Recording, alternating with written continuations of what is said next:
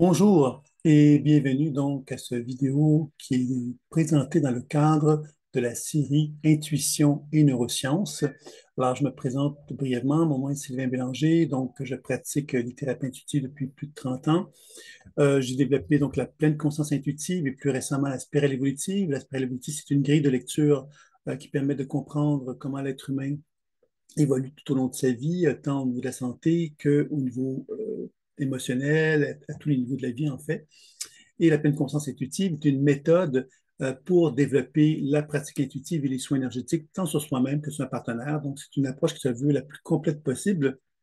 Et aujourd'hui, dans ce cadre de la série Intuition et neurosciences, j'avais envie de vous parler de l'âge biologique versus l'âge réel que nous avons, un âge généalogique en quelque sorte. Alors, l'âge que nous avons, évidemment, c'est l'âge qui est notre date de naissance. Et puis aujourd'hui, on a un certain âge, considérant la date de naissance qu'on est, etc., etc. Donc, c'est logique, c'est comme objectif. Alors, pendant longtemps, bien évidemment, on se fiait sur cet âge-là pour déterminer notre âge, mais les médecins ont quand même observé que dans certaines structures du corps physique, il y avait par exemple, on pouvait, par exemple, dire à quelqu'un, ben, regarde, tu as des os d'une personne de 80 ans, alors que tu en as 60 ou tu en as 50. Tu vois, on pouvait constater qu'il y avait comme des vieillissements prématurés qui se produisaient dans le corps dû à des mauvais usages de son corps ou à de mauvaises habitudes de vie, etc. Et puis aujourd'hui, plus récemment, on est arrivé à considérer qu'il était possible de déterminer l'âge biologique du corps. Donc, il y a des laboratoires maintenant qui sont en mesure de pouvoir donner cette information-là en tenant compte de certains paramètres qui sont entre autres reliés aux télomères qui sont des structures de protection au niveau des chromosomes et qui vont permettre justement de déterminer par la longévité possible d'une personne. Alors, il y a beaucoup de controverses autour de ça actuellement. On n'est pas encore dans une science absolue, mais les gens qui se sont spécialisés dans le non-vieillissement, dans le anti-aging, c'est quelque chose quand même de plus en plus reconnu. Et puis, il y a donc une autre façon de déterminer cet âge biologique-là, c'est de dire, ben voilà, je vais prendre des paramètres, je vais regarder mon corps, comment je me sens, puis c'est quoi l'âge que je me donnerais. Alors, j'ai un âge réel, un âge donc chronologique, et un âge, évidemment, qui est déterminé par la subjectivité de ce que moi je sens dans mon corps. A été reconnu que cet âge-là, évidemment, souvent on se rajeunit tout simplement parce qu'on relativise les problèmes que l'on a. On a une tendance à se voir plus jeune que l'on est, en fait. Tu vois. Et le troisième mesure dont j'aimerais vous parler concernant ça, c'est concernant un peu plus la médecine quantique ou les neurosciences également qui vont dans cette direction-là, c'est-à-dire de remettre en question ce qu'on appelle le côté figé des choses. La médecine, qui a des très belles qualités, hein, a un regard terrestre, un regard médical, physique de la matière. Et donc, quand ils vont dire qu'on a un certain âge biologique, ben cet âge biologique-là est déterminé par des mesures. Puis évidemment, ces mesures-là peuvent être modifiées. Puis ça qui est la bonne nouvelle, je pense que la médecine, dans ce sens-là, est en train de se révolutionner en quelque sorte, puisqu'il y a des nouveaux paramètres qui viennent d'être mis en compte. Hein. Je vais vous en donner quelques-uns. L'épigénétique, par exemple, il n'y a pas si longtemps, on était convaincu que les gènes étaient figés, qu'ils ne bougeaient pas. Et là, on se rend compte que par l'alimentation, par la méditation, même par l'activité physique, on peut changer notre bagage génétique, on peut l'améliorer en quelque sorte. Donc, il y a quelque chose d'assez intéressant là-dedans parce que ça veut donc dire qu'on n'est plus, entre guillemets, dans un processus d'éléments figés. Hein, il se passe quelque chose, puis c'est figé, ça ne pourra jamais changer, s'en va dans cette direction-là. Donc, il y a quelque chose à quelque part de déprimant là-dedans.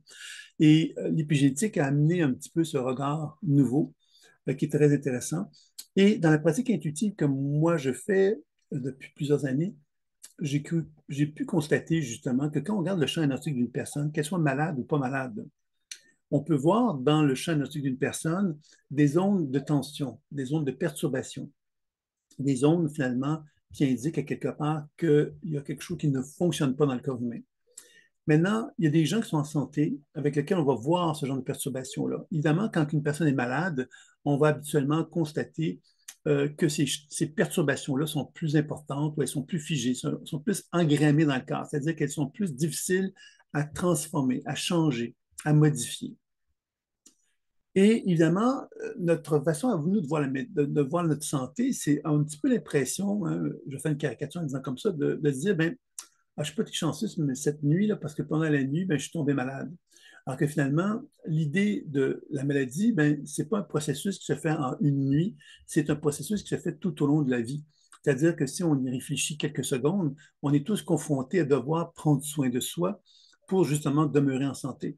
La santé n'est pas quelque chose d'acquis, surtout avec l'âge qui avance. On est confronté à devoir tenir compte de notre corps, de tenir compte des signes que notre corps nous exprime pour justement davantage l'accompagner pour qu'on puisse être en santé. Parce que si on ne se préoccupe pas de ce corps-là et qu'on fait un peu ce qu'on veut, ben on risque à un moment donné d'être rattrapé par notre corps qui va nous dire, ben voilà, moi je ne fonctionne plus parce que tu te comportes mal avec moi. Donc, on est confronté à ça. Et dans la pratique intuitive, évidemment, surtout que moi je parle souvent de potentiel santé, parce que le potentiel santé, c'est que lorsque le champ énergétique est équilibré le plus possible, on parle d'une énergie qui circule dans notre corps qu'on va qualifier de négantropique, c'est-à-dire qu'il n'y a pas d'usure dans le corps. C'est-à-dire que plus l'énergie circule dans mon corps, ben, moins je dépense de l'énergie pour fonctionner. Donc, mon corps va me gaspiller moins d'efforts pour finalement faire ses journées. Et de cette façon-là, on risque d'accumuler des ressources vitales pour être capable justement de favoriser un non-vieillissement.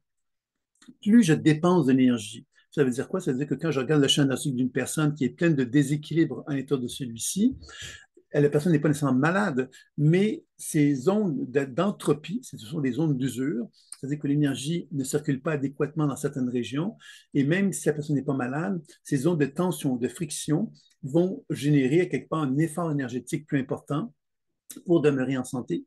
Puis à un moment donné, évidemment, si on ne fait rien, ben, ces tensions-là vont se transformer en symptômes, et ces symptômes-là vont se transformer en maladie.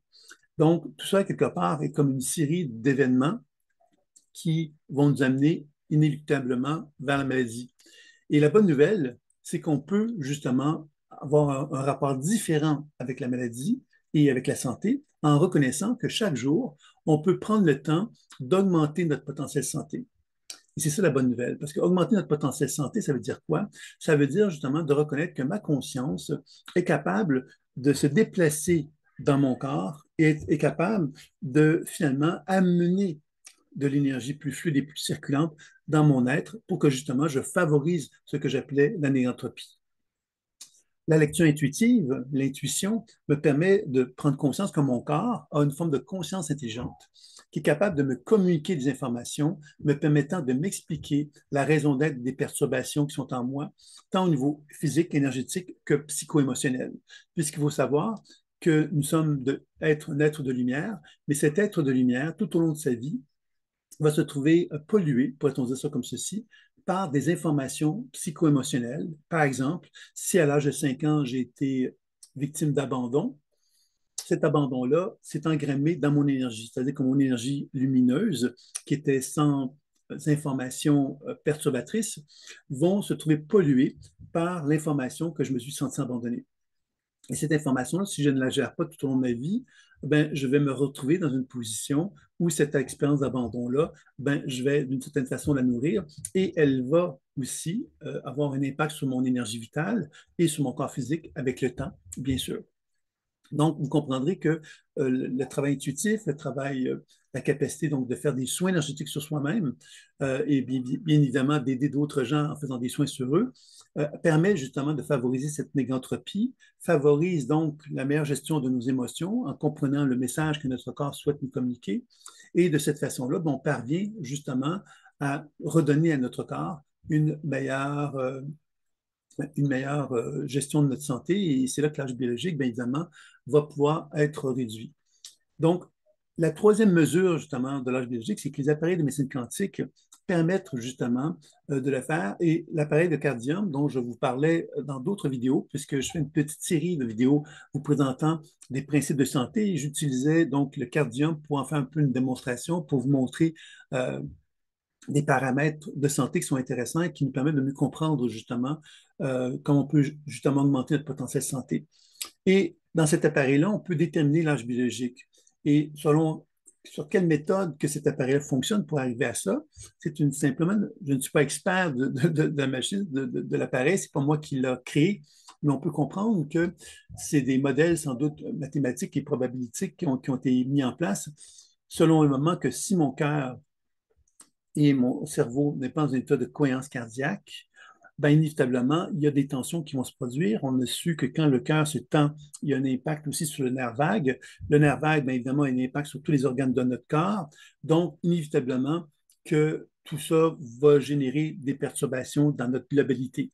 Et cette perturbation dans notre globalité risque donc d'influencer euh, des moins bonnes circulations énergétiques, tant dans la structure de nos chakras que dans les organes associés donc à la médecine chinoise. Et quand je dis associés à la médecine chinoise, ce sont les organes tout simplement hein, qu'on a tous et dont la médecine chinoise tient compte également, mais la médecine classique aussi. Donc, cet appareil-là va nous permettre, par déduction, de nous faire une proposition, de nous dire, ben, regarde, actuellement, ton âge biologique est de tel âge. Et c'est comme ça que cet appareil-là va nous permettre d'arriver à avoir une certaine mesure de ça. Cette mesure-là, évidemment, bon, euh, ce qui est la bonne nouvelle avec cet appareil-là, c'est qu'on peut le modifier à l'intérieur d'un laps de temps très court. C'est-à-dire que, par exemple, au début, je peux avoir, je ne sais pas moi, 60 ans d'âge réel, et je peux me retrouver avec 80 ans d'âge biologique. Alors, évidemment, c'est ennuyant. J'ai 20 ans de plus. L'appareil me donne 20 ans de plus. Et là, on va se poser la question pourquoi que cet appareil me donne 20 ans de plus. Alors, si on regarde les paramètres, bien sûr qu'on va comprendre, évidemment, qu'il y a donc une manque de cohérence cardiaque, une manque de cohérence entre le cerveau et le cœur, donc une espèce de tension importante dans le cœur. Cette tension-là crée du stress.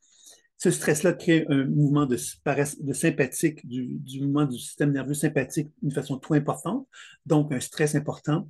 On est dans une position, on est très, très haut dans le corps, donc on est dans une tension, dans une attention, on est toujours un petit peu dans la peur et la panique en quelque sorte. Donc, le parasympathique est très peu actif. Le système nerveux parasympathique est très peu actif.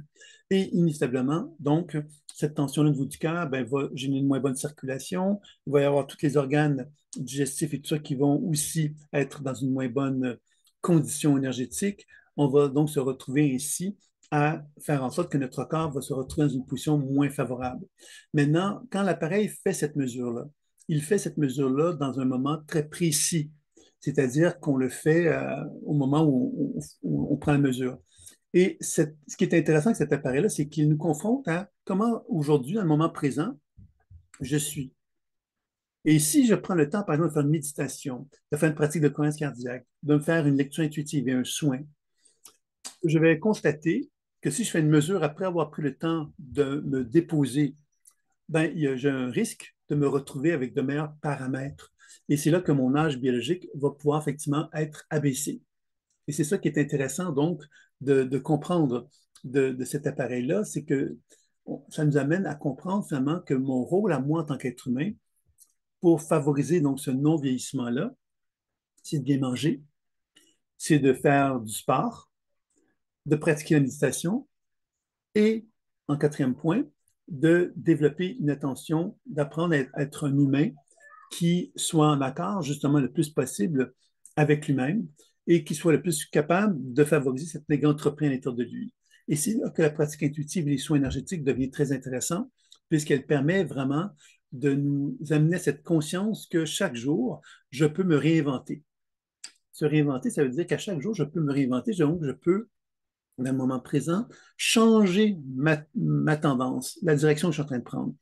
Donc, si l'appareil me dit que j'ai 80 ans alors que j'en ai 60, ben, à quelque part, j'ai 20 ans de trop vieux. C'est pas sympathique comme sensation d'avoir ça. Donc, la bonne nouvelle, c'est que moi, je peux me décider au moment présent de me dire, ben, tiens, j'ai envie, moi, de changer la donne et de commencer à prendre soin de moi et de commencer justement à être plus attentif à ma façon de gérer ma vie.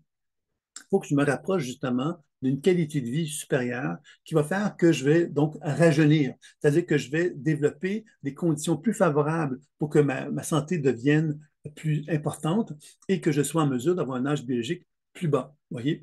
C'est ça un peu que j'avais envie de vous transmettre aujourd'hui. Donc, je n'ai pas de petit tableau comme dans d'autres vidéos que j'ai fait concernant le cardium. Euh, mais je pourrais éventuellement vous en proposer si vous le souhaitez. Mais l'idée, c'est que j'avais envie de le présenter comme cela parce qu'évidemment, il y a beaucoup de paramètres, il y a beaucoup d'informations. Et finalement, bon, qu'est-ce qu'on voit de l'âge biologique? C'est assez simple, c'est qu'on voit un genre de diagramme avec euh, l'âge de naissance et puis l'âge biologique et on voit la différence entre les deux. C'est à peu près la mesure, c'est ça un peu que c'est. On ne voit pas grand-chose plus que ça. Mais le plus important, je pense, le message que je veux vous transmettre aujourd'hui, c'est de vous rendre compte effectivement qu'à chaque jour, vous avez, dans le moment présent, le choix de vous dire, bon, aujourd'hui, est-ce que je me stresse toute la journée? Est-ce que je me dépense sans tête, sans réfléchir, puis sans avoir de vision? Ou je prends le temps, au contraire, de me déposer et d'apprendre à mieux gérer ma situation énergétique, mon mental, mes émotions, euh, et je prends plus de soin de moi. Et c'est de cette façon-là, évidemment, qu'on peut arriver donc à augmenter son potentiel santé. Puis évidemment, même si on a fait tout ce que je vous ai dit, bien évidemment, prendre le temps de faire ce voyage à l'intérieur de soi, de retrouver quelque part cette capacité d'influencer la cellule de notre corps par des actions reliées à la pensée, sont pour moi quelque part des éléments qui vont nous permettre justement de vraiment établir une relation psychique, c'est-à-dire que le cerveau, j'ai décidé de me prendre en main, et en plus de ça, non seulement j'ai décidé de le faire consciemment, mais je décide également d'utiliser cette conscience-là pour voyager dans mon corps, pour apporter de la lumière à mon corps, pour que lui soit plus en accord avec lui-même et qu'ainsi il puisse être en accord avec ce que moi je veux dans mon cerveau. C'est un peu ça l'idée de cela. Donc voilà, c'est un petit peu ma présentation que je voulais faire concernant l'âge biologique. Les vidéos qui vont suivre vont vous présenter le regard du potentiel santé et aussi de l'éveil, hein, puisqu'on va parler des chakras. Donc, un prochain vidéo va être sur les chakras. Donc, l'appareil permet de faire des mesures sur les chakras, toujours basé sur cette fameuse mesure de variabilité cardiaque qui est la cohérence cardiaque. Là. Donc, on peut donc arriver à déterminer en pourcentage le degré d'éveil, de développement des chakras. Donc, la prochaine vidéo va vous permettre, on va porter attention à ça. Et le prochain, ce sera sur les organes. Et donc des mesures associées aux organes également qui nous permettront de comprendre un petit peu plus comment l'appareil fonctionne. Et à ce moment-là, on aura pas mal fait le tour ce projet que j'avais avec vous là, de vous présenter donc la mesure du cardium versus évidemment donc toute l'idée de comment je peux apprendre à me prendre en main pour ne pas vieillir ou en tout cas vieillir en beauté. Donc on peut voir ça comme ça. Puis suite à ça, je vous présenterai une petite vidéo sur la photographie Kilian. Comme vous le savez, j'ai plusieurs années derrière moi de pratique avec cet appareil-là. Je vous ferai part un petit peu de ce que moi j'ai pu observer, des travaux d'un médecin allemand qui est très peu connu, qui s'appelle Peter Mandel, qui a mis en lumière justement la notion de terrain avec la photographie Kilian, qui est aujourd'hui, avec les développements actuels, un peu perdu malheureusement. On a transformé la photographie Kilian, donc je vous en parlerai aussi à ce moment-là. Donc, je vous dis à très bientôt. Si vous avez envie de m'encourager, bien, vous pouvez vous abonner, vous pouvez me faire des petits likes sous la vidéo et vous pouvez évidemment me transmettre des commentaires. Ça me fera plaisir d'y répondre. Alors, je vais donc vous dire à très bientôt pour une prochaine vidéo. Au revoir.